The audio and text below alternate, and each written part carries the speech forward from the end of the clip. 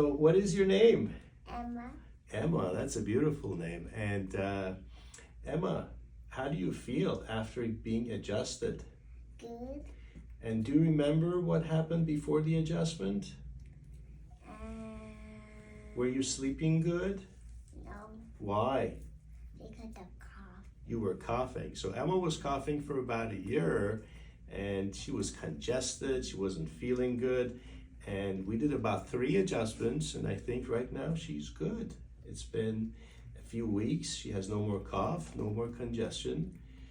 Do you have a message for other kids? I don't know. Do you think other kids should get adjusted if they're coughing? Mm-hmm. Yeah. All right. Well, do you have any other questions? No. All right. I think Emma's awesome. High five.